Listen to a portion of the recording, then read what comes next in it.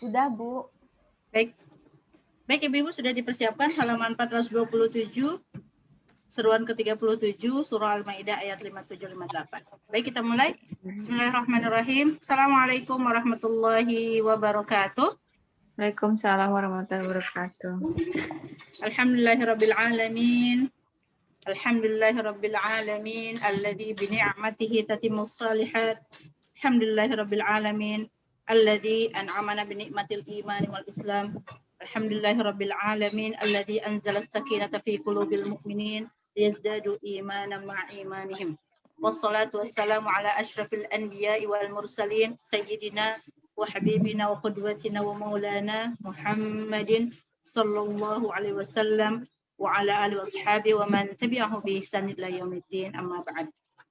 Bagaimana kabarnya Ibu-ibu semua? Sehat ya? Alhamdulillah. Alhamdulillah. Alhamdulillahirabbil alamin. Alhamdulillah hari ini saya dan Ibu-ibu jumlahnya berenam ya, kita bertujuh. Alhamdulillah hari ini kita bersyukur kepada Allah Subhanahu wa taala yang terus memperlihatkan berbagai kenikmatan yang begitu menakjubkan untuk kita semua. Karena hakikatnya bagi kita semua hal yang Allah perlihatkan pada kita adalah kebaikan. Kenapa? Karena ya Allah sudah menyatakan ya di dalam firman-Nya bahwa Allah tidak akan pernah menzalimi orang-orang yang beriman. Tapi merekalah yang menzalimi dirinya sendiri. Jadi kalau misalkan ya sesuatu yang buruk di mata kita, kita melihatnya itu adalah buruk ya. Itu hakikatnya adalah karena kita yang memandangnya menjadi buruk. Karena sesungguhnya Allah Subhanahu wa taala tidak pernah menzalimi siapapun, tidak pernah menzalimi makhluknya ya. Sehebat apapun makhluk tersebut bermaksiat kepada Allah, maka Allah tetap berikan rezekinya. Allah cukupkan rezekinya. Allah berikan berbagai kenikmatan kepada makhluknya walaupun dia bermaksiat. Maka bagi kita yang senantiasa ya meningkatkan terus ketakwaan kita, meningkatkan terus ketaatan kita, meningkatkan terus isti'anah kita kepada Allah Subhanahu wa taala ya. Maka tentu saja ya ada bagian-bagian yang akan Allah berikan kepada kita, khusus kepada kita yang tidak Allah berikan kepada yang lainnya berupa rahmat ya. Rahmat itu adalah bagaimana Allah terus mendekat kepada kita, memberikan berbagai kenikmatan kepada kita. Allah tidak memutuskan rahmatnya. Naudzubillah. Kalau Allah sampai memutuskan rahmatnya ya naudzubillah. Kenapa? Karena dengan rahmat Allah lah kita bisa hidup. Dengan rahmat Allah lah nanti kita akan masuk ke dalam surga Allah. Maka ya kenikmatan yang tak terhingga adalah kenikmatan rahmat dari Allah Subhanahu wa taala di mana Allah terus senantiasa memberikan kepada kita kucuran-kucuran kebaikan-kebaikan dan kenikmatan. Dan mudah-mudahan ini terus berlangsung sampai akhir kehidupan kita. Amin ya rabbal alamin. Yang kedua, kenikmatan yang tak tertandingi juga adalah kenikmatan keberkahan. Keberkahan usia kita luar biasa. Pada saat ini mungkin banyak sekali orang-orang yang mereka bingung bagaimana cara menggunakan waktunya, bagaimana cara menggunakan usianya, bagaimana cara menggunakan waktu luangnya. Tapi alhamdulillah Allah sibukkan kita, ya. Jadi ibaratnya itu kita seperti anak panah, ya, yang Allah tarik busurnya, kemudian Allah lepaskan busur itu sehingga kita sebagai anak panah itu ya mengikuti alur apa yang diinginkan oleh Allah ya. Kajian hari ini kajian, terus kemana lagi. Jadi kita ngikutin ya apa yang Allah inginkan kepada kita. Dan itu luar biasa Bu ya, sibuk sana kemari ya. Bu Vina sibuk udah di rumah, udah di kegiatan luarnya, kegiatan kantornya, pokoknya sibuk. Kayaknya waktu tuh Masya Allah dari pagi ya sampai malam itu terisi semua, nggak ada aduh pengen me time ya gitu ya. Me time kita adalah tilawah gitu ya. Me time kita adalah kita mendengarkan kajian, itu mungkin me time kita ya. Iya, mungkin Bu. Ya karena saking nggak ada waktunya kita untuk berehat, untuk beristirahat. Pengen istirahat sebentar aja gitu kan. Kalau saya pribadi ada yang manggil-manggil Umi gitu ya. Padahal pengen rehat sebentar gitu. Maka tadi ketika kita berhusnudzon kepada Allah, maka kita jadikan semua hal itu menjadi sesuatu yang baik di mata kita dan di mata Allah Subhanahu wa taala. Oleh karena itu, mari kita bersyukur walaupun dengan berbagai kondisi ya. Hari ini kondisi mungkin banyak orang melihatnya kondisinya tidak baik, lagi pandemi, PPKM segala macam.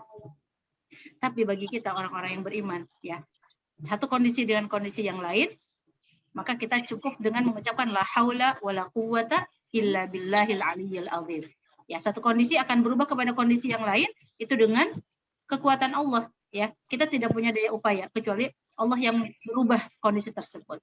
Oleh karena itu terus beristighfar kepada Allah Subhanahu wa taala, ya, berdoa kepada Allah semoga pandemi ini cepat berlalu. Banyak hal yang ingin kita lakukan, ya, tapi insya Allah ketika kita sabar melakukan kebaikan di masa pandemi ini, insya Allah Bu, pahalanya berlipat, ya, insya Allah pahalanya berlipat sesuai dengan kesulitan yang kita hadapi, ya, bahwa al-ajru min ajlil masyaqqah, pahala itu disesuaikan dengan kesulitan yang kita hadapi. Semakin besar kesulitan kita, maka semakin besar pula nilai pahala. Itulah gambaran bahwa Allah tidak pernah menzalimi orang-orang yang beriman ketika mereka melakukan amal soleh, ya, baik dari kalangan min zakarin au unsa, dari kalangan laki-laki maupun perempuan. Lanuhyiyannahu hayatan thayyibah, maka niscaya Allah akan berikan kehidupan dengan kehidupan yang baik. Jadi saat ini kehidupan yang baik yang Allah berikan kepada kita, ya. Mari kita bersalawat kepada Nabi besar kita Nabi Muhammad sallallahu alaihi wasallam, kepada seluruh keluarganya, kepada para sahabat tabi'in dan atba'ut tabi'in. Ibu-ibu yang dimuliakan Allah, yang saya cintai karena Allah, dan kita tentu saja saling merindu, ya Bu, ya. Pasti ada sisi yang hilang dari kita, ya, kerinduan kita untuk bisa bertemu, kerinduan kita untuk bisa bertatap muka langsung, ya, seperti itu, memperlihatkan kasih sayang kita antar sesama, ya, mungkin itu ada sesuatu yang hilang, tapi insya Allah gantikan dengan kebaikan-kebaikan yang lain. Alhamdulillah dengan via Zoom kita bisa bertemu secara langsung, kita bisa melihat, oh ternyata Bu Susi gemukan sekarang atau kurusan sekarang, katanya. Oh ternyata Bu Dawi apa kesibukannya sekarang, Bu Vina apa kesibukannya sekarang, bagaimana kondisinya, Teh Leli, Bu Lita, dan yang lainnya, Bu Nita juga. Kita bisa melihat walaupun tidak secara utuh, ya, tapi ya kita yakini masing-masing hati kita tahu, ya, bertautan satu dengan yang lain, ya. Fa'alafa baina qulubina, maka Allah yang menautkan hati kita satu dengan yang lain. Fasbahna bi ni'mati ikhwana, ya, sehingga kita lebih saling mencintai, lebih saling meridhai, lebih saling kita menginginkan untuk saling mendoakan satu dengan yang lainnya. Jarak bisa jauh, ya, tapi hati nggak akan ada yang mungkin bisa menjauhkannya. Jadi PPKM itu cuman jasad kita, hati kita mah nggak ada, Bu, ya, nggak ada PPKM, nggak ada PSBB, ya. Hati kita ditahukan oleh Allah, maka insya Allah semakin kita memperbanyak doa kita satu dengan yang lain, maka semakin kuat ikatan kita, insya Allah. Amin. Amin ya rabbal alamin. Baik Ibu-ibu, hari ini kita masuk ke surah Al-Maidah ayat 57-58. Nah, ini ada 2 ayat karena satu dengan yang lainnya saling bertautan. Kita coba lihat di sini judulnya adalah janganlah menjadikan pemimpin dari orang yang mengejek agamamu. Ini, ya, ayat ini, ya, firman ini adalah menyodorkan kepada kita salah satu kriteria, ya, salah satu adab orang-orang yang beriman di dalam memilih pemimpin. Nah, sebelumnya kita sudah dalam surat Al-Maidah ayat 51 gitu, ya, sudah menjelaskan tentang bagaimana memilih pemimpin yang di 51 dari golongan mana, ya, kita boleh memilih pemimpin, dan golongan mana yang tidak boleh kita jadikan pemimpin. Nah, di sini di ayat 57 sama 58 diberikan satu sisi gambaran yang lain, ya, tentang pemimpin yang bagaimana yang harus kita jauhi. Seperti itu. Kita lihat di ayat 57 sama 58, boleh dibacakan dulu. Saya izin sebentar, ya, mau bawa charger. Udah mau, iya, ini Bu. laptopnya. Silakan Bu Vin, boleh dibacakan ayat 50-58 dengan terjemahnya. Saya izin sebentar. 57-58. Oh ya. A'udzubillahi minasyaitonirrajim. Bismillahirrahmanirrahim. Ya ayyuhalladzina amanu la tattakhidul ladzina takhudhu dinakum huzwan wa la'iban minal ladzina utul kitab min qablikum wal kuffara awliya wattaqullaha in kuntum mu'minin. Wa idza nadaitum ila sholati takhuduha huzwan wa la'iba dzalika bi annahum aqwamul la ya'qilun.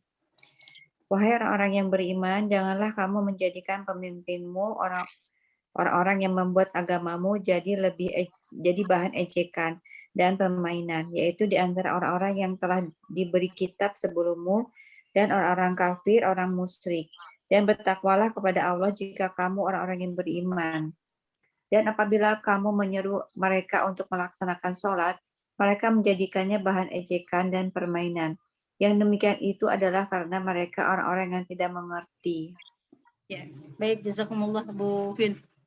Ya, di dua ayat ini kalau kita perhatikan secara singkat saja sudah bisa dipastikan poin penting dari dua ayat ini. Secara sekilas saja udah kita tahu ya apa yang diserukan oleh Allah, kemudian kriterianya seperti apa atau gambaran seperti apa, kemudian alasannya kenapa. Ini ada 3 hal ya. Apa yang ingin Allah perintahkan atau larangkan kepada kita, kemudian bagaimana gambarannya bentuk larangannya tersebut, kemudian sebabnya ya. Jadi di antara hikmah dari maqasid syariah atau dari tujuan-tujuan hukum yang Allah berikan kepada orang-orang yang beriman itu adalah salah satunya ya bahwa Allah menetapkan hukum itu pasti dengan sebab akibat. Gak ada satu hukum pun yang itu tidak ada hikmahnya. Misalkan karena Allah yang berkuasa ya sudah sewenang-wenangnya Allah aja nyuruh apapun tanpa kita tahu apa sih alasannya gitu. Tapi kalau kita lihat seluruh maqasid syariah, seluruh tujuan-tujuan hukum syariat kita, ketika kita kaji maka semuanya itu ada hikmahnya. Hikmahnya ada 2. Kalau itu bentuknya perintah, berarti ada kebaikan-kebaikan di dalam perintah Allah. Kalau itu bentuk larangan, berarti ada sesuatu yang membahayakan orang-orang yang beriman. Ya, jadi 2 itu. Kalau kita lihat di sini di ayat 57, A'udzubillahi minasyaitonirrajim, ya ayyuhalladzina amanu, wahai orang-orang yang beriman. Jadi dikhususkan. Khusus kembali ayat ini adalah untuk orang-orang yang beriman. Jadi dari dari 88 ayat tentang orang-orang yang beriman ya yang dikhususkan, maka seluruh konten dari ayatnya itu adalah sesuatu yang itu memiliki urgensi atau memiliki dampak yang luar biasa kepada orang-orang yang beriman. Jadi seluruh perintah Allah yang berkaitan dengan orang yang beriman itu bukan hal yang biasa, bukannya hal yang sepele, tapi hal yang berdampak kepada kebaikan, tidak hanya kepada umat Islam aja, tapi untuk seluruhnya, ya, tidak hanya untuk umat Islam, tapi untuk seluruh manusia. Kenapa? Karena hakikatnya syariat kita itu adalah syariat yang sesuai lil alamin, rahmatan lil alamin. Jadi kalau kita kaji dari masalah penerapan ya tentang syariah ya Islam itu, maka Islam itu mampu dilaksanakan untuk seluruh manusia. Tidak hanya untuk kaum muslimin, tapi untuk seluruh manusia. Dan kita ya khususnya di Indonesia sudah mendapatkan bukti itu. Ya, kita sudah mendapatkan bukti itu.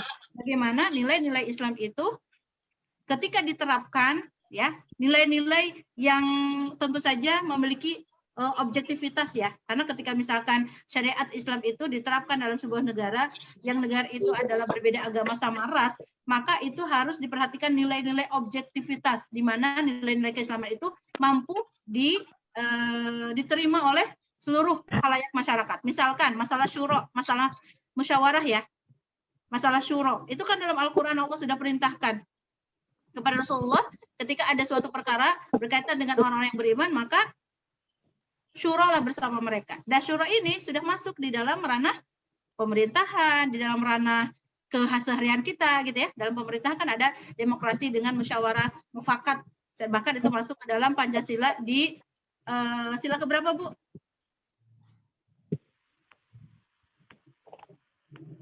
Ayo, sila keberapa? 4. Ada azan keempat. Boleh tak coba sila keempat? Permusyawaratan bagi perwakilan. Ya, Oh jadi lupa ya. Persatuan Indonesia ketiga. Kerakyatan yang dipimpin oleh hikmah kebijaksanaan dalam permusyawaratan perwakilan. Pintar. 100. Masya Allah. Jadi ternyata nilai Islam itu masuk di dalam Pancasila kita. Artinya bahwa ya nilai-nilai universal yang dimiliki oleh Islam itu secara terbukti mampu dilakukan oleh negara yang itu berbeda suku dan berbeda agama. Nah, makanya semakin kuatlah ya kebanggaan kita kepada nilai-nilai keislaman. Ya, karena ternyata nilai keislaman itu tidak hanya dikhususkan untuk kita, tapi untuk seluruh alam. Dan ini juga menjelaskan bahwa al-Islam wal haq. Islam itu adalah agama yang benar. Ya, satu-satunya agama yang benar. Kenapa? Karena nilai-nilainya itu ya mampu diimplementasikan untuk seluruh manusia. Ya. Di sini ya kita lihat apa yang Allah inginkan dari kita. Nah, di sini disebutkan ada ya larangan ya. Apa yang ingin Allah sampaikan kepada kita, kepada orang yang beriman adalah la tattakhidul ladzina takhadhu dinakum huzwa wa la'iban minal ladzina utul kitaba min qablikum wal kuffara awliya. Ya, janganlah engkau menjadikan, kan biasanya gini, janganlah buang sampah. Jangan buang sampah. Setelah kalimat perintah langsung kan, objeknya apa sih yang diperintahkan? Jangan buang sampah langsung. Ya. Atau misalkan jangan makan roti, jangan makan pedas nih Bu Susi, nggak boleh makan pedas, jangan makan pedas. Langsung kalimat yang dilarangnya langsung disebutkan kan, biasanya seperti itu.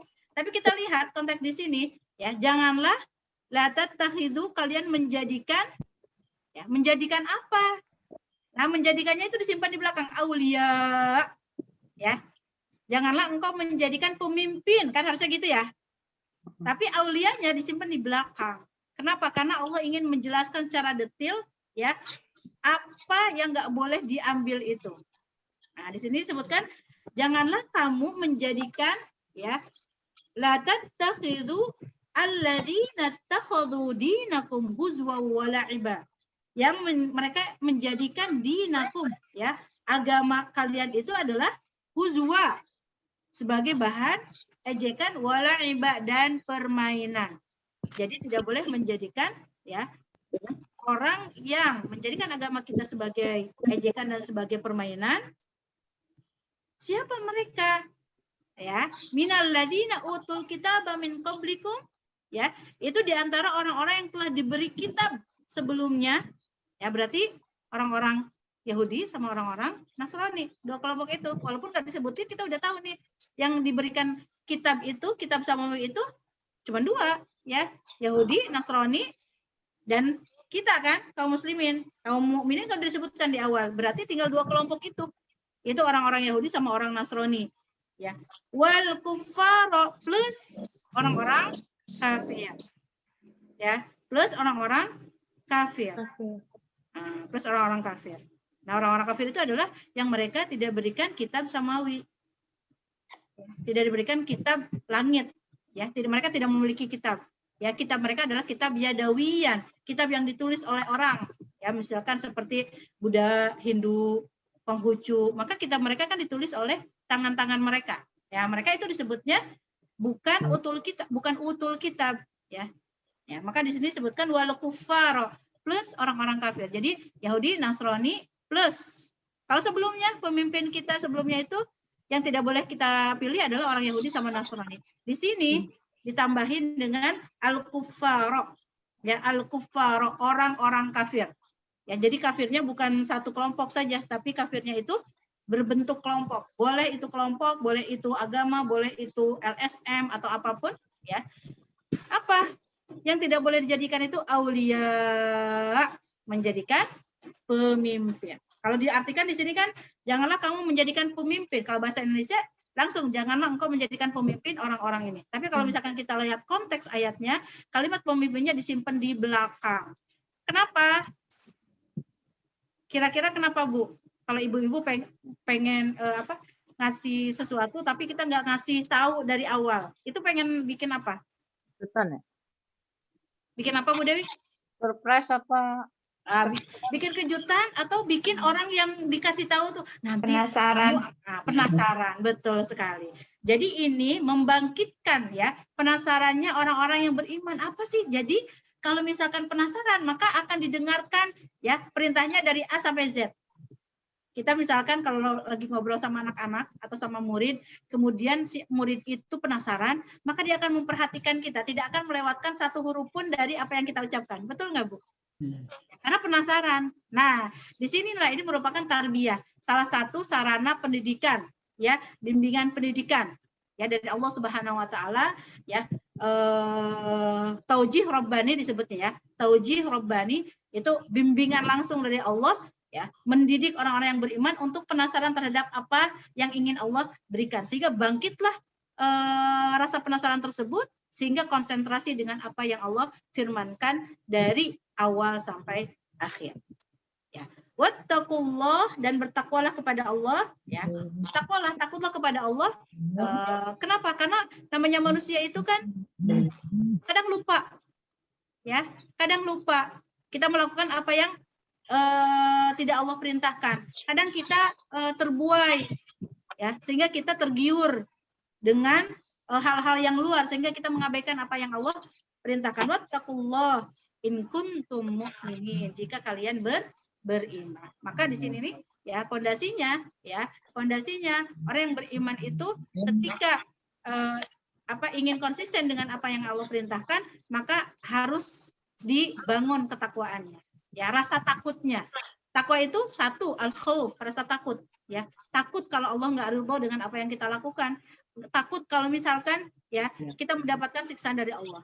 Kedua yang kedua adalah al-hadar, waspada, ya, waspada, kita waspada, ya, kalau Allah memberikan perintah, ya, kalau Allah ingin memberikan perintah kepada kita, ya, kita harus waspada, jangan sampai kita terjerumus dengan apa yang Allah larang, gitu, atau kita mengabaikan apa yang Allah perintahkan, ya.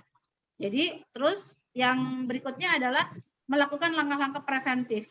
Ya, kita waspada, kemudian melakukan langkah-langkah preventif. Langkah-langkah preventif itu maksudnya kita dari jauh-jauh hari, ya, tadi sebelumnya kita sudah melakukan prepare, ya, menyiapkan diri, jangan sampai kita sampai jatuh kepada apa yang Allah haramkan. Kita sudah melakukan persiapan, ya, sebelumnya. Ya, dan sebelumnya kalau misalkan kita mau mengadakan perjalanan, ada yang persiapannya itu semalam, ya, atau misalkan kita mau ujian, ya, ujian kayak kemarin misalkan saya ujian akhir semester, ya, 2 pekan, ada yang ya dikerjakannya pas waktu hari itu, makanya gedebu gitu kan. Ada yang jauh-jauh hari, ya, ada teman saya luar biasa, beliau di pemadam gitu, ya. Jadi kita belum selesai, dia udah selesai. Karena persiapan jauh-jauh hari. Jadi ketika dikumpulkan, enak aja tuh ngirim. Kita yang semalaman gedebu, wah, segala macam. Nah, jadi kelihatan bocoran kali Ibu. Ya. Jadi kitanya yang capek sendiri, ya, begadang terus segala macam, mikir gitu, ya, karena pertanyaan-pertanyaannya nggak ada di buku, walaupun open book nggak ada di buku pertanyaan-pertanyaannya. Jadi perbedaannya pasti kelihatan. Maka di sini takwa itu adalah bagaimana kita melakukan langkah-langkah preventif sehingga kita memiliki bekal yang cukup untuk menjaga diri kita dari apa yang Allah haramkan. Kemudian di ayat 58, wa idza nadaitum ila sholati takhuduha huzwa wa la'iba, ya. Maka di sini di ayat 58 digambarkan, dan apabila kamu menyeru, ya, digambarkan orang-orang yang tadi, ya, orang-orang yang tadi yang disebutkan di ayat 57, ya, Allah berikan gambaran untuk kita mendeteksi, ya, mendeteksi dini siapa orang-orang yang tidak boleh kita jadikan pemimpin tadi, siapa yang bikin agama kita menjadi huzwan wala ibad. Itu adalah ketika, ya, kamu menyeru orang-orang yang beriman, ya, kepada mereka ila sholati, untuk mengerjakan sholat, apa? Ittakhaduha huzwa wa la'iba. Maka mereka menjadikannya adalah buah ejekan dan permainan. Dalam konteks sekarang, ya, fenomena sekarang, kita sudah disajikan begitu banyak orang-orang, baik itu di kalangan remaja, ya, orang tua, yang itu mengejek masalah sholat. Ya, mungkin ibu-ibu, ya.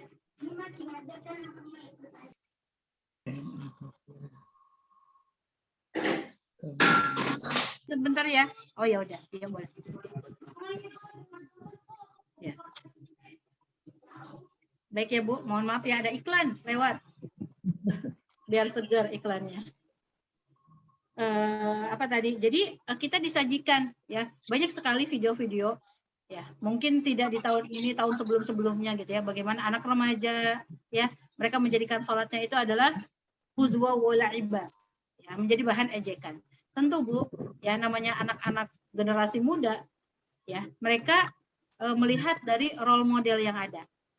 Ya, bagaimana baik itu pemimpinnya, orang tuanya, tokoh masyarakatnya, orang-orang yang punya pengaruh, ya mencontohkan kepada mereka. Kemudian mereka, ya tadi mengadopsi dan mengadaptasi, ya apa yang mereka lihat. Nah sekarang untuk kegiatan sholat, ya kegiatan sholat, khususnya untuk di pandemi juga ya, khususnya untuk di pandemi juga, ya mungkin ada orang-orang yang menjadikannya adalah sebagai bahan ejekan. Tidak hanya di kalangan luar Islam, bahkan mungkin kaum muslimin juga seperti itu ya, menjadi bahan mainan ya. Mungkin contoh kecilnya, walaupun kita juga harus berhusnudzon kepada mereka, ketika misalkan kejadian sholat tarawih dalam 23 rakaat dalam waktu 3-5 menit, itu bentuk ya kalau kita akui ya itu bentuk permainan, ejekan gitu ya. Bagaimana sholat dilakukan ya seperti itu. Kalau kita lihat tayangan videonya Bu ya, itu udah memang ini. Makanya dari mana mereka mengambil dalil, dari mana mereka mengambil contoh seperti itu. Jadi di sini bagaimana kita memilih sikap kehati-hatian, karena bisa jadi ya orang-orang yang menjadikan agama kita itu adalah bahan ejekan, mereka berlindung dari pakaian, ya. Mereka berlindung dari pakaian. Pakaiannya mungkin kelihatannya Islam banget gitu ya. Ya. Walaupun kita maksudnya bukan menganggap tidak baik ya dengan pakaian itu. Gitu. Maksudnya pakaian gamis ya seperti itu. Ada orang-orang yang menjadikannya, ada oknum yang menjadikannya itu adalah sebagai dia untuk topeng, ya topeng seolah-olah kelihatan dia itu adalah orang yang baik, orang Muslim, tapi cara berpikirnya itu sangat dangkal sekali, dan itu banyak sekali ya, dan itu banyak sekali. Mungkin ibu-ibu bisa menilai seperti itu, atau mungkin mereka menggunakan performan yang baik, gitu ya, pakai jas. Tata bahasanya baik, cara berpikirnya baik, di namanya ada banyak gelar ya, berjejer gelarnya, tapi cara berpikirnya ya itu adalah menghina atau mengejek di sini adalah simbol-simbol agama. Ya, mengejek simbol-simbol agama. Di sini saya baru ingat ya, di sini kenapa yang dimaksud adalah as-shalah. Ya, kenapa yang diangkat adalah as-shalah.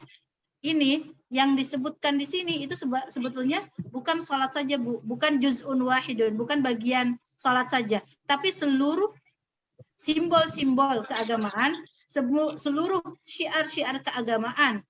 Jadi sholat itu menggambarkan seluruh syiar-syiar, seluruh nilai-nilai atau seluruh simbol-simbol keagamaan. Gitu. Jadi kalau sholat aja sudah diejek, sudah dijadikan bahan mainan, maka otomatis nilai-nilai keagamaan yang lain pun akan mudah untuk dijadikan bahan ejekan. Ya,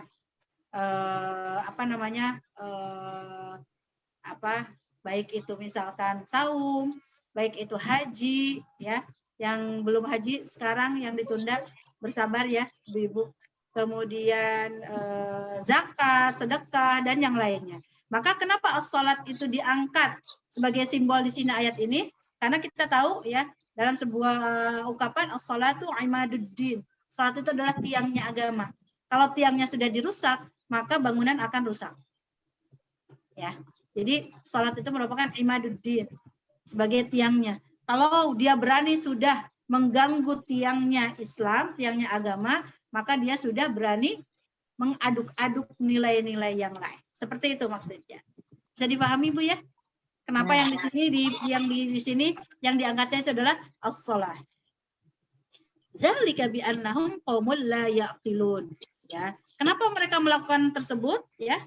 Alasannya adalah karena yang demikian itu mereka adalah kaum yang tidak mau menggunakan akal, la yaqilun. Ya.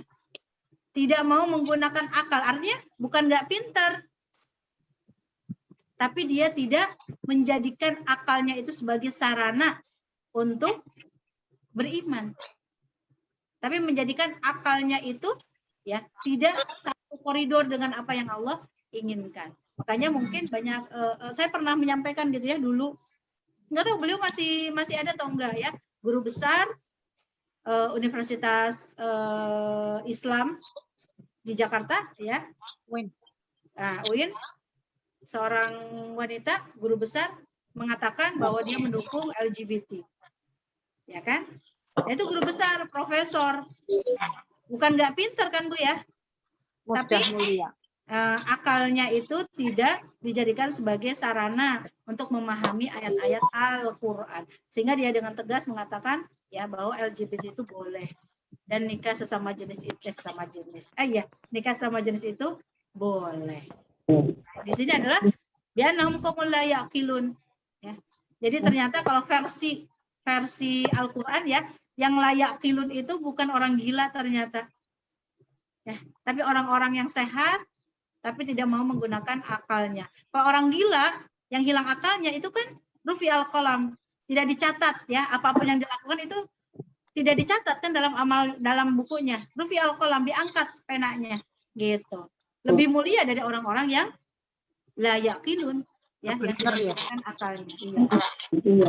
Bukan berarti pilih ya udah mendingan gila, enggak, kita perbandingannya seperti itu ya. Perbandingan mendingan kita menjadi orang-orang yang berakal ya. Karena Islam itu yang memberikan ranah kepada akal kita itu luar biasa. Sehingga kita mampu berpikir, kita mampu menelaah, kita mampu berdiskusi, kita mampu melakukan penelitian. Jadi tidak ada namanya ruang yang tertutup untuk kita mencari hikmah dari apa yang ada di alam dunia ini. Baik, itu secara umum. Bisa dipahami, Bu? Penjelasan secara umumnya. Kalau kita terjemahin secara umum, jelasin secara umum ya seperti itu. Bisa dipahami? Ada yang mau tanyakan? Kalau tidak ada, kita bisa lanjut ke halaman 428, Bu. Ya, di halaman 428. Ya. Di sini kita lihat bahwa ulama menjelaskan bentuk-bentuk ejekan terhadap agama Allah. Ulama menjelaskan apa bentuk ejekan terhadap agama Allah. Kan ittakhadhu dinakum huzwa wa la'iba. Bentuk ejekannya seperti apa? Maka para ulama menjelaskan ya di antaranya adalah pertama, mengejek azan ketika mendengarnya. Mengejek azan ketika mendengarnya. Ibu-ibu pasti ingat ya, masih hangat dalam ingatan kita bagaimana banyak kelompok yang itu menjadikan azan alasan mereka untuk tenar gitu. Mereka mengatakan suara adzan itu mengganggu. Ya, suara adzan itu mengganggu. Atau ketika kemarin ada ungkapan-ungkapan ya, mereka adalah kaum muslimin yang mengatakan bahwa ya DKM masjid itu dia melanggar tata tertib masjid karena menjadikan toaknya itu adalah sebagai bahan zikir sebelum buka dan sebelum sahur. Gitu.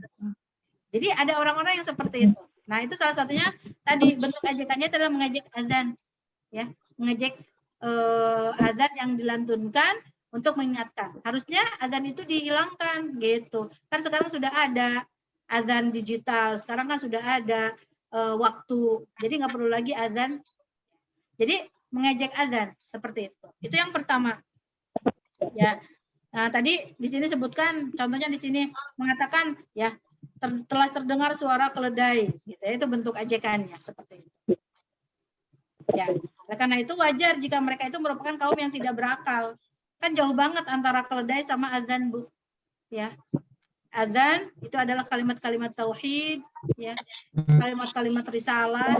Bagaimana disamakan dengan keledai yang tidak berakal? Justru mereka yang tidak berakal karena menyamakan azan dengan keledai, seperti itu. Ya, jadi ini disebutkan di sini ulama menjelaskan tidak hanya sholatnya saja, ya, yang dibidik untuk dibuat cemoohan, tapi ya sarana-sarana yang menunjang itu semua. Sarananya apa? Azan. Yang kedua, wudu. ya. Kemudian yang ketiga salat berjamaah, ya. Kemudian masjidnya, itu kan berhubungan semuanya dengan sholat. Seperti itu.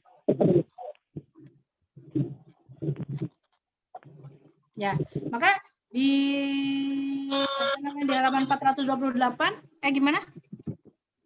Ada yang bertanya? Enggak, Bu. Kita lanjutkan.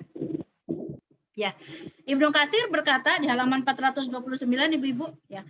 Muhammad bin Ishaq dalam kitab sirahnya menyebutkan bahwa Rasulullah masuk Ka'bah pada tahun penaklukan, itu pada tahun Fathu Makkah. Bersamanya ada Bilal bin Rabah. Maka Rasulullah menyuruhnya untuk mengumandangkan azan, sedangkan Abu Sufyan bin Harb, Utab bin Usaid, dan Harith bin Hisham, ini para tokoh Quraisy, ya, duduk di pelataran Ka'bah. Kemudian Utab bin Usaid kemudian berkata, sungguh Allah memuliakan Usaid. Jikalau saja dia tidak mendengarkan azan ini, yaitu sesuatu yang menyebabkannya marah. Kemudian sedangkan Al-Haris berkata, demi Allah, jika saya menganggap bahwa hal ini benar, pasti saya akan mengikutinya. Kemudian Abu Sufyan berkata, saya tidak akan mengatakan sesuatu, kalau saya mengatakan tentu batu inilah yang akan mengabarkan tentang aku. Maksudnya, ya, dengan azan tersebut kalau mereka mencemooh, kalau mereka itu melakukan interupsi, kalau mereka itu melakukan pengejekan atau protes gitu ya, maka otomatis ya nyawa mereka itu akan hilang. Saking taunya bagaimana adzan ini memiliki kualitas atau memiliki konten yang luar biasa. Jadi mereka itu paham, ya, mereka paham, walaupun mungkin kita sebutnya waktu itu mereka adalah orang-orang kafir Quraisy, ya, mereka punya pemikiran jahiliyah, tapi ya ketika mereka mendengar adzan, mereka memahami apa isi dari adzan tersebut. Seperti itu. Kemudian Rasulullah keluar dan bersabda, saya telah mengetahui semua ya yang kalian katakan, ejekan. Jadi mereka tuh menggerutu tentang adzan ini ya, apa sih? Gitu kan? Karena mereka baru mendengarnya. Ya, kemudian ada sahabat berkata, kami bersaksi bahwa engkau adalah utusan Allah, kami percaya apa yang engkau bawa dan kami akan menyampaikannya kepada orang lain. Sebagaimana kita ketahui pada Fathu Makkah, maka banyak sekali ya orang-orang Makkah itu masuk Islam. Salah satunya adalah ini kepala atau pimpinan kafir Quraisy yang kita tahu salah satunya adalah Abu Sufyan. Dan Abu Sufyan ini menjadi salah satu sahabat, kemudian putranya menjadi sahabat yang luar biasa. Disitulah keindahan Islam. Ya, Rasulullah mengetahui ejekan mereka, tapi apa yang dilakukan Rasulullah, ya maka Rasulullah tidak menganiaya mereka. Gitu. Tapi Rasulullah memberikan kesempatan mereka untuk masuk Islam. Ya. Kemudian di sini kita lihat ya Rasulullah mendengarkan suara kami, kemudian menyuruh sahabat untuk menghentikan ejekan itu. Saya bersabda, apakah suara kalian terdengar keras tadi? Maka kau menunjukkan kepadaku. Mereka mendekati dan kemudian mengurungku. Lalu Rasulullah bersabda, berdirilah dan tunaikanlah sholat. Saya berdiri dan Rasulullah tidak membenciku atas peristiwa itu. Jadi luar biasa. Ya, luar biasa bagaimana Rasulullah memberikan teladan akhlak kepada orang-orang yang mengejek terhadap adzan tersebut. Dan ini bisa kita lakukan oleh kaum muslimin. Ya, di berbagai sisi mungkin banyak orang yang mengejek masalah adzan, dan di sisi lain banyak orang muslim juga yang menyerang mereka. Sehingga yang terjadi apa? Yang terjadi adalah orang yang mengejek adzan semakin mengejek adzan. Orang yang mengejek sholat semakin mengejek sholat. Kenapa? Karena mereka diserang oleh kaum mukminin yang lain. Tapi kalau kita lihat bagaimana Rasulullah memberikan ranah kepada mereka untuk melakukan perbaikan diri sehingga mereka akhirnya masuk Islam. Maka demikian juga kita. Ya, kita kepada orang-orang muslim yang mengejek adzan itu, maka kita berikan pencerahan, bukan untuk menyerangnya, seperti itu. Dan untuk orang-orang yang kafir, ya, maka apa yang Allah perintahkan, jangan jadikan mereka itu adalah pemimpin. Salah satunya adalah karena mereka suka mengejek simbol-simbol keagamaan kita. Jadi sangat jelas sekali Ibu-ibu, ya, tidak ada alasan lain untuk kita memilih pemimpin dari Yahudi dan Nasrani dan dari orang-orang kafir. Udah jelas di sini disebutkan bagaimana alasan Allah Subhanahu wa taala melarang kita, ya. Dan ketika larangan ini kita langgar, maka akan ada ancaman dan kehancuran yang akan terjadi kepada orang-orang yang beriman. Ada yang mau ditanyakan ibu-ibu?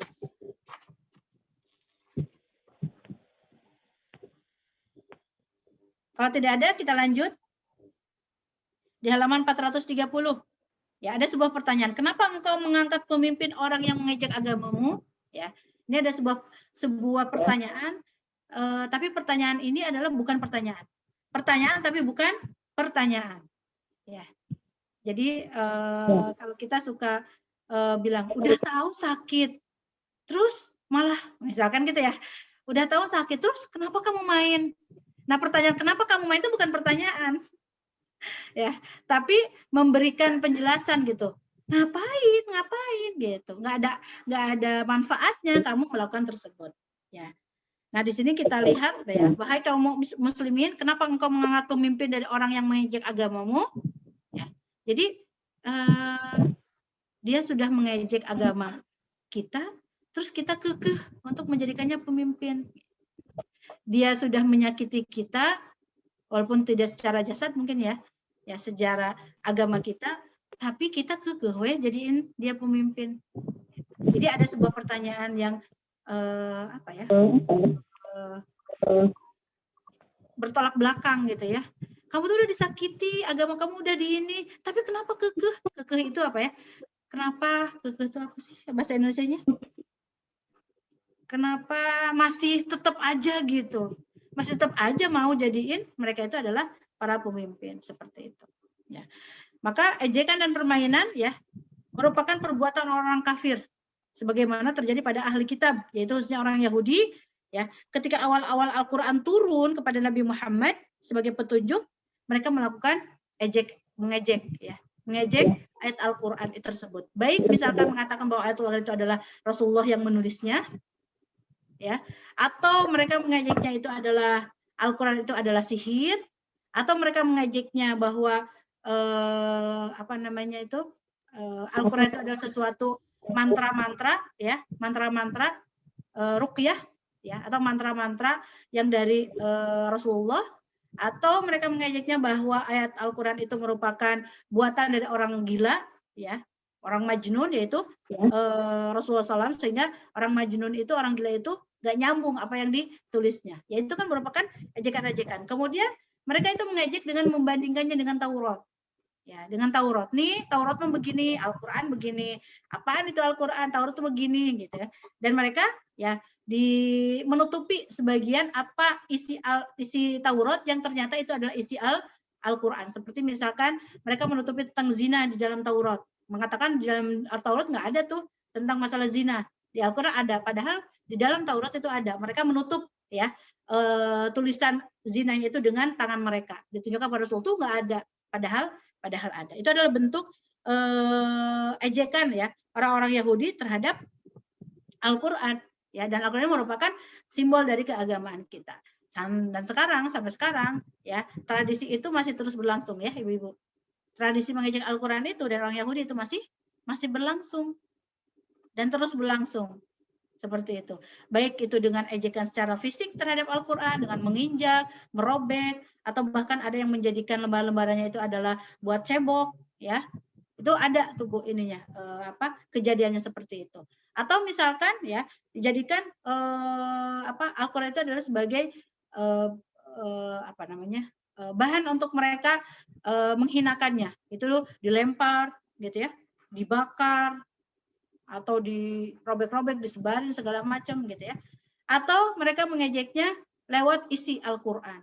Ya, lewat isi Al-Quran. Isi Al-Quran misalkan ada tentang poligami, kemudian mereka jadikan isi poligami itu adalah sesuatu yang menghinakan gitu ya.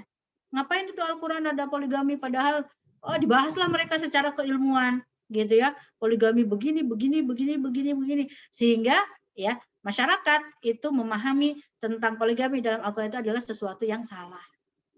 Ya, bagaimana ya Allah bisa salah dalam menentukan hukum? Ya. Maka itu terjadi karena ya akalnya mereka itu tidak digunakan untuk memahami hikmahnya. Walaupun di kalangan kaum muslimin juga banyak sekali orang yang Ada yang menentangnya, ada yang sebenarnya nggak mau, kan itu pilihan, ya. Pilihan sikap. Mau tidak mau itu pilihan sikap. Gitu. Tapi mau tidak mau kita harus meyakini bahwa hukum itu ada. Pilihan diambil atau tidak itu adalah pilihan sikap, ya. Dan toh Allah tidak memaksa kita di dalam hal ini. Jadi kadang saya suka greget sendiri ya, suka senyum-senyum sendiri ketika kaum bapak-bapak itu membahas tentang poligami. Ya, saya mungkin pernah cerita di kuliah saya itu kan kita ada grup ya.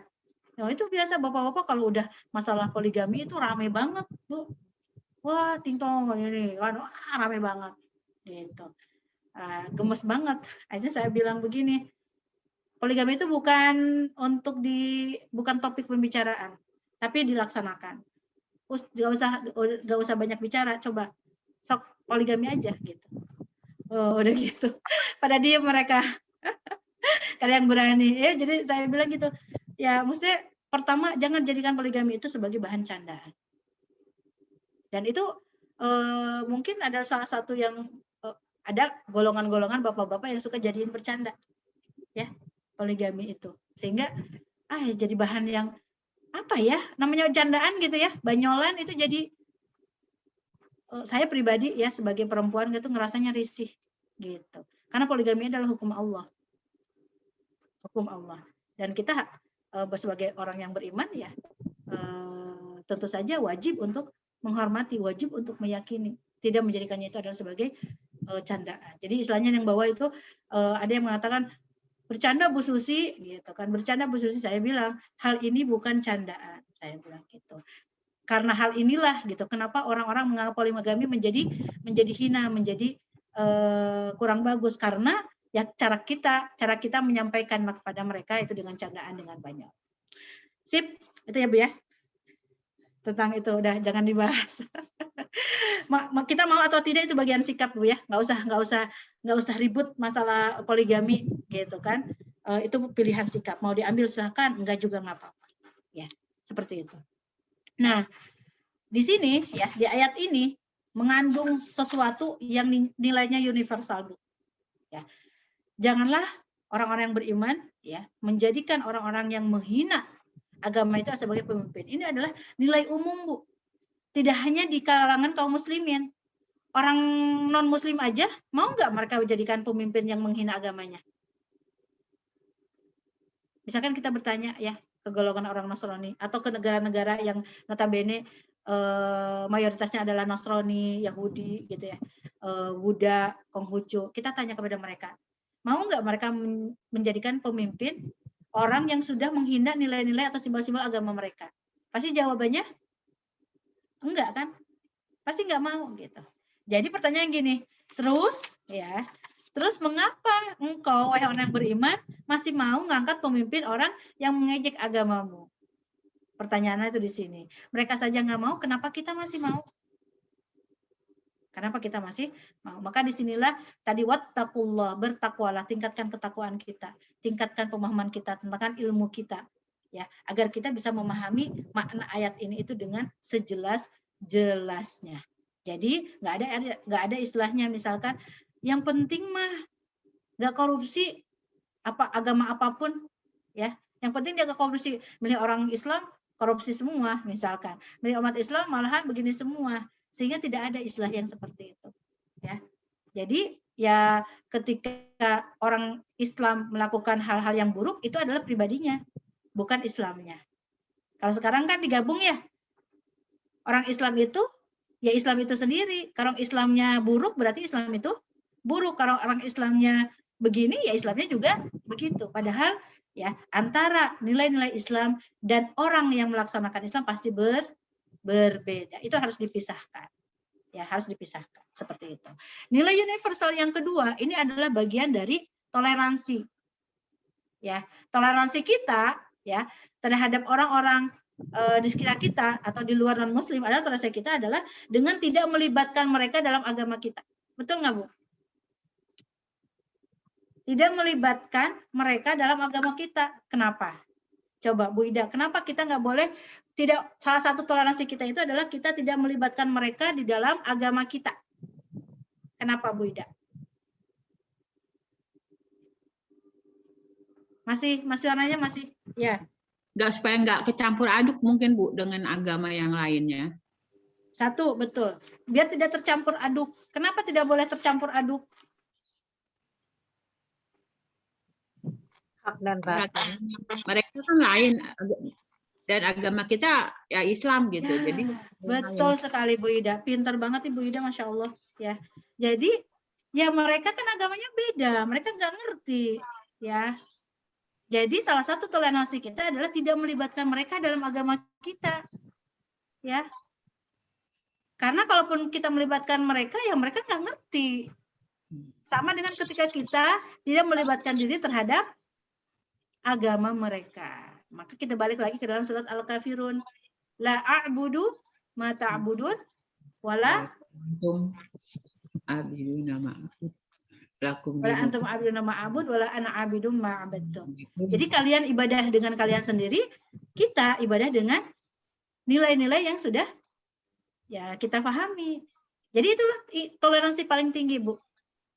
Ya, bukan toleransi paling tinggi itu adalah ketika misalkan Idul Fitri mereka orang-orang Muslim pakai koko, pakai sarung, pakai peci, gitu ya. Atau kita pada saat Natalan kita pakai topi apa tuh Bu? Sinterklas misalkan, atau pakai kostum Sinterklas, bukan itu toleransi. Bukan itu, tapi toleransi paling tinggi adalah dalam surah Al-Kafirun. Kita ya sibuk dengan agama kita dan mereka sibuk dengan agama mereka. Kita tidak mencampuri urusan agama mereka dan mereka juga tidak mencampuri urusan kita. Ya kan? Karena masing-masing beda keyakinan dan disinilah nilai toleransi itu paling tinggi. Namun ternyata ya orang-orang yang tidak berakal tadi menganggapnya bahwa Islam itu intoleransi. Ya, nggak ada toleransinya. Ya, masa ketika Natal nggak ngucapin selamat Natal sih? Masa ketika mereka hari Waisak kita tidak mengucapkan selamat hari Waisak, atau misalkan ketika kita Konghucu tuh Imlek, misalkan kita tidak mengatakan selamat hari Imlek gitu. Ya, mereka mengatakan wah Islam itu adalah intoleran, nggak toleransi. Padahal kalau kita lihat kita punya undang-undangnya itu langsung dari langit tentang toleransi, yaitu surah Al-Kafirun. Itu sudah jelas sekali. Ya, cara kita toleransi itu adalah dengan kita tidak mencampuri dan dengan kita tidak mengaduk-aduk agama yang lain. Ya, jadi kita tadi sudah punya dua hal ya. Satu, Islam itu memiliki nilai-nilai universal ya. Salah satunya adalah tadi dengan kita tidak menjadikan orang-orang yang mengejek agama kita menjadi pemimpin, sama dengan agama yang lain juga. Yang kedua, ya kita tidak mencampuri agama kita dengan agama yang lain yang kita sebut dengan toleransi. Oke, sampai dalam toleransi, ibu-ibu bisa dipahami? Bagaimana misalkan dalam sebuah tempat ada masjid, ada azan, sedangkan di situ misalkan ada kaum atau misalkan ada orang non-muslim. Apakah kita nggak toleransi, Bu? Karena kita mengumandangkan azan 5 kali.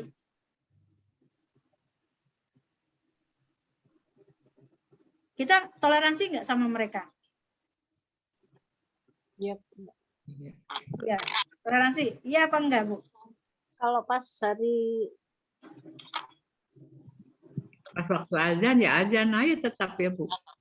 Tapi kan ada orang-orang non-muslim di sekitar kita. Ya biarin aja, kita kan memang agama kita yang menyuruh aja. Tapi aturan, kan mereka juga punya wilayah itu. kalau hari Minggu gereja itu kelenteng-kelenteng di lingkungannya juga ada orang Muslim. Iya. Terus itu toleransi apa bukan? Atau kita nggak toleran? Kan kalau ke gereja sepekan sekali, ini sehari loh 5 kali.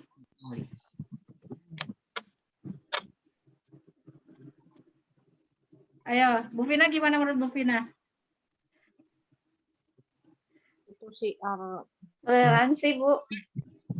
Kenapa itu bisa disebut toleransi? Ya kan tadi yang agamamu, agamamu, agamaku, agamaku. Yang surat Al-Kafirun itu. Masya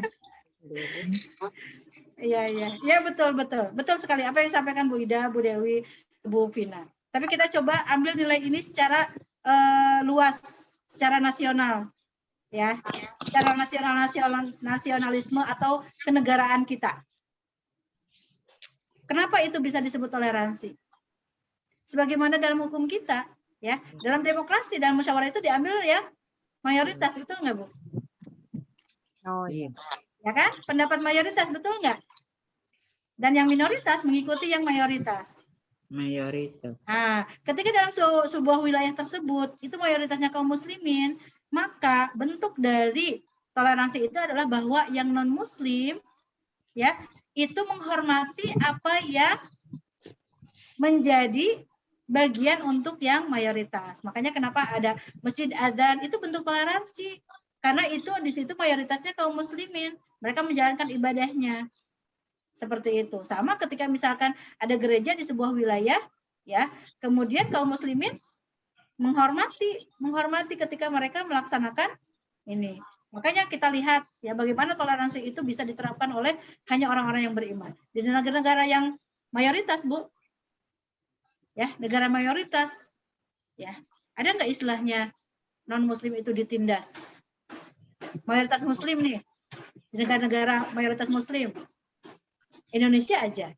Kita nindas nggak Bu ke non-muslim? Enggak kan? Gitu. Jadi nilai-nilai keislaman itu benar-benar kita laksanakan. Ya. Syariah Islamnya itu benar-benar kita laksanakan. Nah, maka seharusnya ketika negara itu adalah ya muslimnya itu adalah minoritas, maka minoritas ini harus memiliki hak untuk mendapatkan toleransi. Tapi kita lihat ya, dan kita saksikan bagaimana ya Muslim Rohingya, kemudian Muslim yang di India, yang mana lagi tuh Muslim-Muslim di tempat yang lain, mungkin mereka tidak mendapatkan toleransi, ya, dan mereka tidak menerapkan nilai-nilai universal, mana nilai-nilai universal ini sudah diakui oleh internasional, oleh PBB segala macam. Jadi kenapa Allah memilih ya ayyuhalladzina amanu? Karena hanya orang yang mukmin yang mampu menggunakan akalnya untuk memahami ya terhadap perintah Allah ini tanpa menghilangkan objektivitas keislaman dan tanpa menghilangkan rasa kemanusiaan kita kepada sesama manusia. Ya, kalau ini ya nggak mungkin orang mukmin itu menzolimi yang lain, menzolimi non muslim, nggak mungkin seperti itu. Baik, ya itu ibu-ibu bisa dipahami ibu-ibu. Kita lanjut, berapa menit lagi? Jam berapa ini? Perasaan udah lama, baru 10.44 ya. Baik, kita lanjut nih Bu, dikit lagi. Jam 11.04 Bu. Ya. Baik, kita lanjut. Tentang di sini karena tadi yang disampaikan ya di awal itu tentang sholat dan ya simbol-simbol atau nilai-nilai yang itu mendukung sholat. Maka di sini ya ada judul keutamaan azan dan muadzin. Ya. Keutamaan azan dan muadzin sudah dijelaskan dalam hadis sahih di mana Rasulullah itu bersabda, "Idza nudiya lis-sholati adbara syaitanu wa lahu duratun hatta la yasma' at-ta'dzin fa idza sakata raja'a fa waswasa fa idza sami'a al-iqamah dhahaba hatta la yasma' sautahu faidza sakata raja'a fawaswasa." Kita lihat bagaimana keutamaan adzan. Apabila ada seruan salat, maka setan akan lari terbirit-birit sehingga tidak mendengar adzan. Mereka cari terbirit-birit, mereka mencari tempat untuk bersembunyi sampai mereka tidak mendengar adzan. Dan jika muadzin selesai, maka ia akan kembali dan menggoda manusia. Sedangkan apabila iqamah itu dikumandangkan, ya, maka ia pergi sehingga tidak mendengar iqamah tersebut. Sedangkan apabila suara iqamah sudah selesai, ia akan kembali dan menggoda. Jadi keutamaan ya adzan dan muadzin ini itu bisa dirasakan oleh ya makhluk gaib yaitu setan. Mereka sangat ketakutan dengan adzan dan iqamah. Dan mungkin rasa itu untuk sebagian kaum muslimin tidak berefek ya Bu, adzan sama iqamah. Ada efeknya nggak Bu ke kita? Ibu ngerasa nggak kalau sudah adzan buru-buru ngibrit gitu. Kayak setan nih, buru-buru ngibrit ke kamar mandi, wudhu, segala macam. Mungkin ada sebagian ya yang istiqomah, tapi kebanyakan enggak. Kebanyakan enggak, banyak nanggungnya, ntar deh nanggung gitu ya. Seperti itu. Jadi efek azan sama iqamah itu hanya bisa dirasakan oleh orang-orang yang beriman saja. Ya, jadi ibu-ibu Masya Allah harus bangga dengan para suaminya yang kalau sudah azan maka dia langsung berwudu dan segera melaksanakannya tuh salat berjamaah di masjid. Ya, seperti itu. Itu menjadi kebaikan insya Allah untuk keluarganya. Ya, dalam riwayat lain disebutkan jika muadzin mengumandangkan azan maka setan akan lari terbirit-birit. Dari Jabir, saya mendengar Rasulullah SAW bersabda, setan itu apabila ada seruan sholat maka ia akan pergi ke tempat yang tersembunyi. Jadi ya kalau orang bercanda nih, jangan-jangan orang-orang tuh yang ngejek azan, takut sama azan itu termasuk dengan golongan ini. Candaan ya Bu ya, gitu. Candaannya mungkin seperti itu. Jadi ada sifat-sifat syaitaniyah yang mungkin ada di dalam diri manusia, nggak suka dengar suara azan. Ya, hati-hati. Mungkin kadang ke anak-anak ya, ke anak-anak gitu. Ketika kita cara penyampaiannya salah ya. Ketika misalkan saya mengalami sendiri, ketika azan, ya azan, kok udah azan sih? Baru main gitu. Bentar ya Bu ya, saya tutup dulu video. Ada yang mau lewat. Silakan. Ini naik di sini dulu.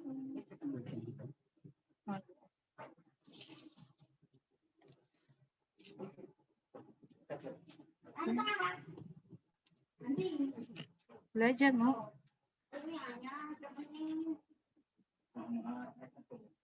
Oke. Baik, ibu-ibu maaf ya, pindah lokasi. Iya, ada Zoom. Kita dulu ya sebentar lagi ya. Sebentar lagi. Bentar. Penulisnya kelihatan, maaf. Nah, hanya saya yang boleh melihat beliau. Ya, baik. Jadi ketika mungkin kita lihat dari hadis ini ya, tadi mungkin kadang ya saya merasakan sendiri gitu ya, anak-anak kalau udah azan ya gitu. Jadi bukannya gembira ya, tapinya sedih mereka gitu. Aku baru mau main, kok udah azan, aku baru. Nah ini perlu diberikan edukasi ya anak-anak. Mungkin bisa jadi kita yang memberikan gambaran itu, gitu ya. Kita yang ketika azan kitanya yang bilang ya kok udah azan gitu ya, dan didengar sama anak-anak sehingga mereka mengikuti apa yang kita lakukan. Ini juga kita perhatikan ya. Maka ketika kita mendengar azan, ya, seyogyanya kita merasa bersyukur. Ya. Kenapa? Karena Allah pada saat itu akan bukakan waktu untuk kita menghapus dosa-dosa kita. Sebagaimana dalam sebuah hadis disebutkan bahwa sholat 5 waktu itu dari sholat satu ke sholat yang lain itu adalah sebagai penghapus dosa. Jadi ketika azan berkumandang, kita harus bahagia. Alhamdulillah. Berarti kita sedang akan melaksanakan salah satu kewajiban kita, di mana salah satu manfaatnya adalah menghapus dosa kita. Seperti itu. Kemudian di sini Imam An-Nawawi menyebutkan tentang beberapa sebab perginya setan. Kenapa setan itu ketika mendengarkan azan mereka pergi? Iya boleh. Ulama mengatakan setan pergi ketika mendengar azan supaya ia tidak mendengarnya.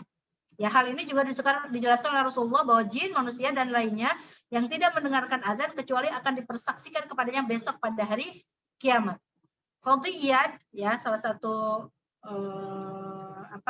murid sahabat mengatakan yang akan dipersaksikan azan hanyalah jin maupun manusia yang mukmin, sedangkan yang kafir maka tidak akan dipersaksikannya.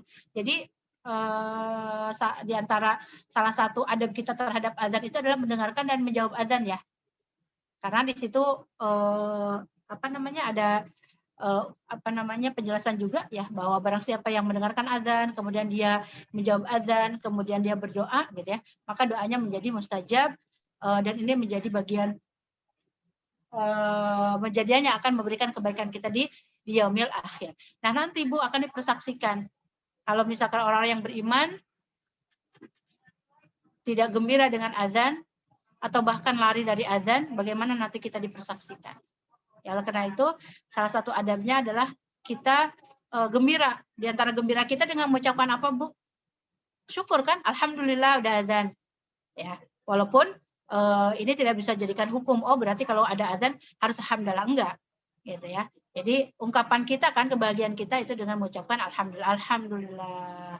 Ya, jadi karena mungkin sering mendengar seperti itu ya, Muhammad juga kalau udah dengar azan itu langsung alhamdulillah. Begitu, Bu. Jadi otomatis seperti itu karena mendengar kita mengucapkan itu, walaupun itu tidak menjadi sebuah kewajiban, ya, mengucapkan hamdalah itu tidak sebuah kewajiban pada saat kita mendengar azan. Jangan sampai kita menjadikan hukum bahwa setelah azan itu harus mengucapkan hamdalah. Di antara adab yang lain itu adalah kita mendengarkan dengan, kalau misalkan kita sedang berdiskusi maka kita berhenti dulu diskusi kita. Kalau kita sedang mengadakan kajian maka kita juga berhenti dulu kajiannya, kemudian setelah mendengar sampai akhir, kemudian menjawab azan, ya, kemudian setelah itu berdoa setelah azan, seperti itu. Kenapa salah? Ya, sebentar dikit lagi. Baik ibu-ibu, itu adalah salah satu sebab kenapa setan pergi pada saat mendengarkan azan. Ya. Bahwa setan pergi mundur melarikan diri azan karena azan adalah perkara yang sangat mulia, di mana dia mencakup kaidah-kaidah tauhid dan penyebaran syiar Islam. Ada juga yang mengatakan bahwa karena putus asanya menggoda manusia. Ketika azan itu, setan itu jadi momen azan itu adalah momen putus asanya setan karena tidak bisa menggoda manusia. Mereka itu sedih sekali karena tidak bisa menggoda manusia. Oleh karena itu mereka memilih untuk pergi, ya, menjauh sampai tidak mendengar azan. Di sini Rasulullah ada sebuah hadis, ya, bagaimana Rasulullah menjelaskan tentang keutamaan orang yang muadzin, ya, al imamu dhaminun wal muadzinu mu'tamanun. Imam itu penanggung jawab bagi sholat makmumnya dan muadzin itulah yang diberi amanat untuk menjaga waktu sholat. Allahumma arsyidil a'immah waghfir lil muadzinin. Ya Allah, semoga Engkau beri petunjuk bagi para imam dan Engkau beri ampunan bagi para muadzin. Jadi luar biasa. Orang yang menjadi muadzin itu diberikan kemuliaan, ya, karena dia sedang menjaga waktu sholat. Kemudian Rasulullah memohon, ya, doa kepada Allah agar orang yang menjadi muadzin itu diberikan ampunan. Makanya mungkin ini maka salah satu kenapa mukminin itu berebut, ya, menjadi muadzin. Maka ketika mungkin kadang kita, ya, muadzin yang di kampung mungkin itu kan sudah kakek-kakek gitu, ya. Kadang kita suka ini, ya Allah itu azannya begitu gitu, ya. Walaupun secara zahir mungkin suaranya tidak bagus, azannya tidak bagus, tapi kita lihat bagaimana Rasulullah mendoakan orang yang muadzin ini. Maka salah satu adab kita itu adalah tadi tidak mencela orang yang sedang azan, baik suaranya maupun nadanya. Kok nggak enak banget sih azannya gitu, ya. Kita tidak boleh mencela, ya. Kenapa? Karena keutamaan dari para muadzin yang menjaga waktu sholat. Baik ibu-ibu, itu materi untuk hari ini. Mudah-mudahan bisa difahami, ya Bu, ya. Seperti itu. Ya. Mohon maaf atas segala kekurangan, ya, kalau penjelasannya kurang, ibu-ibu bisa baca, ya, langsung dari bukunya poin-poin pentingnya itu saya tadi gambarkan atau sodorkan poin-poin besarnya saja. Al-haqqu min rabbik fala takunanna minal mumtarin. Assalamualaikum warahmatullahi wabarakatuh. Waalaikumsalam warahmatullahi wabarakatuh. Yang sudah menyampaikan tulisannya, semoga bermanfaat bagi kita semua. Ibu-ibu, ada pertanyaan? Persilakan. Masih ada waktunya. Ada pertanyaan, ibu-ibu? Saya mau tanya, Ustazah. Silakan, Bu Lita. Ini Bu, misalnya azan, ya. Kan kita kalau misalnya, saya pernah baca kalau misalnya kita ngantuk itu kan katanya suruh tidur dulu. Tapi misalnya kalau misal pas 10 menit sebelum azan tuh kita ngantuk berat. Terus kita gimana? Apa kita paksakan aja supaya lanjut terus atau kita tidur? Sedangkan kalau kita tidur pas azan kan katanya nanti mayatnya diangkatnya berat. Kalau meninggal Iya, maksudnya. kalau meninggal. Kalau meninggal. Kalau kita Ya. meninggal, kalau misalnya pas azan kita tidur, diangkatnya berat gitu. Terus tadi satu lagi apa ya? Ya itu dulu Bu, nanti satu tadi udah ingat lupa lagi. Iya Bu. Baik. Terima kasih Bu Lita. Ini memang ada beberapa ada beberapa anggapan ya. Ada beberapa anggapan ketika momen azan. Sebetulnya ya, kalau misalkan tadi salah satunya misalkan kalau kita tidur pas azan kemudian meninggal berat ininya, itu belum ada ininya Bu, belum ada dalil yang menjelaskan itu. Gitu ya. Belum ada penjelasan misalkan bisa jadi langsung berat seperti itu gitu ya, karena hakikatnya bisa jadi itu hanya versi manusia gitu ya, hanya versi manusia ininya berat atau tidaknya ya, karena kita tahu berat sama tidaknya mayit itu belum bisa menjelaskan bahwa mayit itu amalannya baik atau buruk ya. Jadi misalkan mayitnya berat berarti dosanya banyak, nggak seperti itu ya. Di antara adab kita terhadap mayit itu adalah salah satunya kita berhusnudzon ya Bu ya. Makanya kenapa ada ungkapan ketika sudah mayit tersebut mau disolatkan kan, ayo kita bersaksi bahwa orang ini baik kan gitu ya. Disebutkan kan, saya bersaksi bahwa orang ini soleh, baik ini baik gitu ya. Seperti itu. Jadi bagaimana adab kita terhadap adzan tersebut. Pada saat kita memang sedang mengantuk-ngantuknya Bu, kan ngantuk itu susah banget ya di ini ya. Maka ya ketika kita meyakini bahwa kita bisa tidur sebentar saja ya, maka nggak apa-apa Bu, bisa tidur sebentar. Tapi kalau misalkan kita adalah orang yang kebluk, tahu Bu Lita tahu kebluk? Tahu. Tadi pasti tahu lah ya gebluk itu. Jadi ketika kita tidur kemudian bablas, maka kita bikin langkah waspada, nggak usah tidur, langsung aja wudhu, sehingga jadi nggak ngantuk gitu, sehingga kita bisa nggak ngantuk dan kita juga bisa mendengarkan adzan. Seperti itu Bu Lita ya. Jadi ketika bagaimana posisi kita ketika sedang adzan, terus kita ngantuk ya, kita yang bisa menilai diri kita mana yang lebih baik ya. Apakah kita tidur dulu baru bangun, ataukah kita langsung ke kamar mandi, hilang ngantuknya, kemudian kita bisa mendengarkan azan dan bisa sholat tepat waktu. Itu bisa kita pilih sendiri seperti itu. Mungkin ada anggapan-anggapan yang lain, apalagi Bu, anggapan yang lain kalau tentang azan Bu Lita, selain kalau tidur dan meninggal pas azan? Kalau pas azan ngobrol, yang katanya iya, juga mayatnya. Pas azan mayatnya berat juga. Iya. Iya. Jadi bisa jadi seperti itu ketika seseorang itu mengabaikan atau tadi ya mengabaikan dan menjadikan azan itu olok-olokan. Nggak penting lah azan, udah ngobrol aja lagi. Dan itu juga dilihat dari pemahaman Bu. Ya ada orang yang paham, ada orang yang nggak paham. Kalau yang nggak ngerti mah orang yang nggak tahu, yang nggak dianggap dosa kan karena nggak tahu sampai dia tahu. Tapi yang dianggap dosa itu adalah orang yang udah tahu dalilnya, udah tahu ini, tapi tetap melakukan baru. Seperti itu. Dan itu tentu saja berhubungan erat dengan istighfar. Kalau kita ternyata pas, tahu ya, kita ngobrol, kemudian kita astagfirullahaladzim, ya kita beristighfar, ya maka itu jauh lebih baik. Ya. Jadi boleh nggak sih kalau kita ngobrol pada saat adzan? Boleh nggak Bu? Enggak. Hah? Enggak. Nggak boleh. Harus menjawab kan? Harus menjawab. Harus jawab kan? Ya. Tapi kan jawab itu bukan berarti kita harus diam. Sambil berdoa ya Bu. Ya. Itu waktu ijabah. Menjawab itu bukan berarti kita harus diam, wajib diam, enggak. Kalau misalkan topik pembicaraan itu memang sesuatu yang harus Bu, misalkan ada orang, ini gimana nih, saya butuh ini pertolongan mau ke rumah sakit ini, tapi azan, diam dulu. Kan nggak begitu. Ya, jadi maksudnya nggak begitu ininya. Jadi bagi orang yang pada saat itu memungkinkan pembicaraan itu diberhentikan, lebih baik berhenti.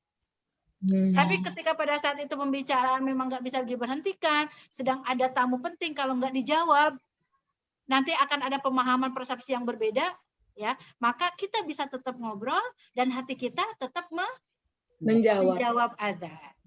Seperti itu. Ya. Jadi nanti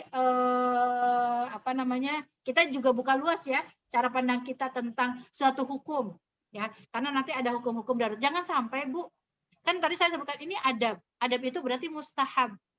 Dianjurkan untuk dikerjakan. Kalau kita kerjakan berarti mendapat pahala.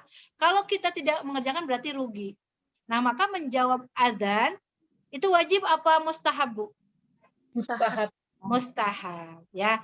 Jadi menjawab itu adalah mustahab. Jangan sampai nanti kita membuat suatu hukum yang jadinya itu jadi wajib. Sehingga nanti kita salah menyampaikan kepada orang lain. Ya, seperti itu. Jadi ketika adzan kita menjawab itu mustahab. Jadi adabnya kita berhenti dulu, adabnya itu yang lebih baik. Kalau kita tidak bisa berhenti, boleh kita lanjutkan, tapi hati kita juga menjawab. Wallahu a'lam. Seperti itu, Bu Lita. Ya, terima kasih. Ini Ustazah, kalau misalnya ya kita mendengarkan adzan itu kan misal nggak dekat masjid, dari TV, apa kita perlu menjawab juga? Terus kalau misalnya kita sedang kajian, tiba-tiba terdengar azan, itu kita berhentikan dulu apa terus kajiannya? Seperti yang tadi Ibu Susi bilang, menjawab dalam hati atau gimana? Baik, jazakumullah. Yang pertama untuk azan di TV.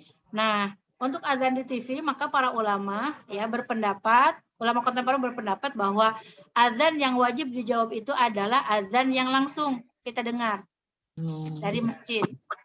Itu yang bukan wajib. Maksudnya yang harus kita jawab ya, yang mustahab untuk kita jawab. Tapi kalau misalkan di tempat yang itu tidak azannya, tidak ada azannya, Bu, kita tidak mendengar azan, baik itu di negara mana atau kita dalam sebuah tempat yang tidak terdengar azan, kemudian terdengarlah dari ponsel seseorang suara azan, ya, maka kita menjawab azan yang di ponsel, ya. Kalau kondisinya seperti itu. Tapi secara umum azan yang ya kita jawab itu adalah yang langsung, Bu, yang kita langsung dari masjid, bukan dari yang digital atau yang di TV, seperti itu. Itu yang pertama. Kemudian yang kedua, atau misalkan gini, apakah kita menjawabnya dari satu ataukah kan banyak ya masjid itu. Nah, maka kita fokuskan ke satu masjid saja. Kita jawab dari satu masjid saja. Ya, yang kita pertama dengar, masjid ini, ya udah kita fokuskan dengan menjawab yang di suara di masjid itu. Itu yang pertama. Kemudian yang kedua ketika taklim, bagaimana kita berhentikan? Nah, maka kalau misalkan ya saya sebagai pemateri, kemudian azan, saya minta izin, Bu, kita dengarkan azan dulu ya, beberapa menit. Itu lebih baik. Atau misalkan Bu Lita sebagai PJ mengingatkan, Ustadz, Bu Susi, boleh nggak kita berhenti dulu sebentar untuk azan? Nah, jadi seperti itu, Bu. Nah, untuk kajian ya, untuk kajian itu bisa kita berikan opsi itu. Kita sampaikan boleh berhenti azan dulu, atau misalkan kita yang mengisi, misalkan saya mengajak kepada ibu-ibu, Bu, kita berhenti dulu, kita dengarkan azan dulu. Itu lebih afdol. Seperti itu. Ya. Itu Bu Lita. Iya, jazakillah. Dan itu juga kalau misalkan kita di kalangan, kalau yang ngerti kan alhamdulillah ya, sudah paham ya. Tapi di kalangan orang yang tidak paham, Bu, ya, misalkan contoh kecil, misalkan kita bertemu dengan ibu-ibu tetangga kita, misalkan ngumpul gitu ya, baik itu arisan atau misalkan untuk saya pribadi, misalkan saya jumantik kan gitu, PKK. Nah, itu ketika azan ya, kan suka masih ngobrol ya. Kita nggak bisa misalkan langsung, Bu, azan Bu, dengerin Bu, nggak bisa kayak gitu. Karena sebagian mereka ada yang paham, sebagian mereka ada yang enggak. Seperti itu. Jadi kita juga lihat kondisi ya. Kondisi juga di mana kita bisa menempatkan ajakan itu. Seperti itu. Wallahu a'lam. Itu Bu Lita 2 ya. Sebentar ada yang bertanya. Jazakillah. Jazakumullah. Bu Titinya. Kalau misal azan kemana kita berhenti sejenak, tapi sebelum tamat azan kita meneruskan aktivitas gimana Ustaz? Boleh? Ini nanyanya ke Ustaz ya? Berarti saya yang bukan saya yang jawab. Ke Bu Susi maksudnya. Ke Bu Susi. Boleh Bu. Ya, jadi ada yang tingkatan level afdol, ada tingkatan yang baik. Kalau afdol itu, kalau kita misalkan bisa berhenti, kita mendengarkan adzan dengan hikmat, kita memahami maknanya, kemudian kita jawab sampai akhir, sampai kita berdoa. Itu afdolnya. Otomatis pahalanya juga afdol. Nah, ketika misalkan ada yang baik itu ketika misalkan kita bisa mendengarkan adzan, tapi kita misalkan tadi bisa sambil beraktivitas, tapi hati kita tetap menjawab. Kita sambil masak, adzan itu Allahu Akbar, Allahu Akbar, kemudian kita sambil masak Allahu Akbar, itu juga baik. Jadi boleh Bu, ya, boleh kita meneruskan aktivitas kita pada saat adzan, ya. Tingkatan baik itu adalah tubuh kita tidak berhenti bergerak, tapi pikiran dan hati kita fokus ke adzan. Kalau ibu-ibu kan bisa kayak gitu ya, sambil masak, WhatsApp, Shopee, dengerin adzan juga bisa. Nah, gitu. Jadi kalau ibu-ibu seperti itu, jadi boleh Bu, ya. Itu tingkatannya adalah tingkatan baik. Ya, level yang paling rendahnya adalah tadi kita nggak bisa fokus, tapi kita masih bisa dengar adzan, tapi kita nggak bisa fokus, kita nggak bisa berhentiin pembicaraan kita, tapi kita berusaha.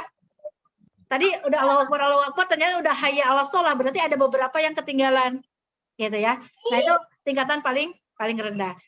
Bagaimana sikap kita? Mangga, silakan ibu mau pilih yang mana levelnya, yang afdol, mau yang baik atau mau yang rendah levelnya. Itu akan sangat berkaitan erat dengan nilai pahala yang kita dapatkan. Seperti itu, Bu Titin. Terima kasih, Bu. Ya, sama-sama Bu Titin. Ya, yang lain? Ada yang mau ditanyakan? Ada lagi nih Bu, yang dari Bu Nita. Bu Nita, bagaimana Bu bila sedang di kamar mandi tiba-tiba adzan? Biarin aja adzan mah Bu. Gak usah diganggu, orang adzan mah gak usah diganggu. Ngejawabnya malu itu.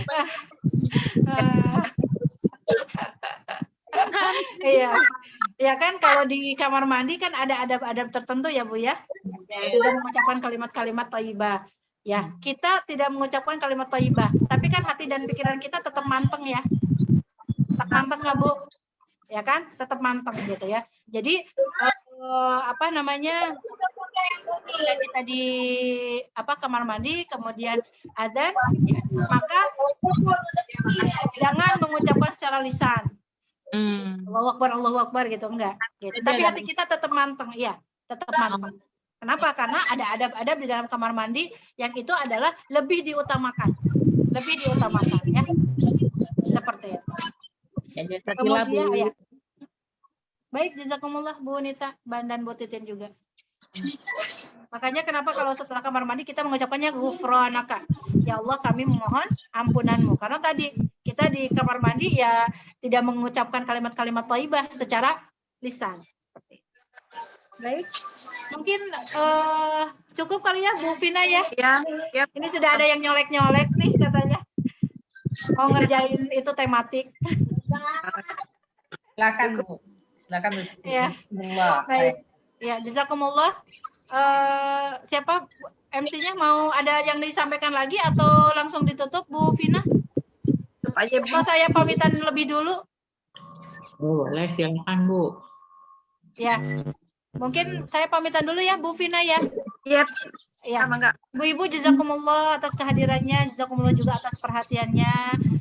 Mudah-mudahan apa yang kita diskusikan bersama-sama ini mendapatkan keridhaan dari Allah, ditambahkan keilmuan kita, diberkahi pemahaman kita dan diluaskan rezeki kita. Amin ya rabbal alamin. Mohon maaf, sehat-sehat Ibu semua ya. Insya Allah kita ketemu lagi di bulan depan, insya Allah. Di September ya. Jazakumullah semuanya. Saya pamit dulu ya. Assalamualaikum warahmatullahi wabarakatuh. Waalaikumsalam warahmatullahi wabarakatuh. Ibu Yanti, apa kabar? Apa kabar? Apa kabar Bu Vina? Iya. Harus ketembam bibinya. Lulus lulusan ya? Apa Bu? Apa kabar? Cabi lulusan deh. Biasanya cabi. Bu Vina bisa ditutup dulu Bu. Bu bisa Cabi ditutup. banget. Bu Mino, apa kabar? Baik, alhamdulillah Bu Titin. Maaf, bisa ditutup dulu. Baik, silakan. Udah Bu, Silakan Ustazah. alhamdulillah alami kita sudah sekali kok taklim. Kita doa penutup subhanakallahumma wa bihamdika asyhadu an la ilaha illa anta astaghfiruka wa atubu ilaik. Ya kalau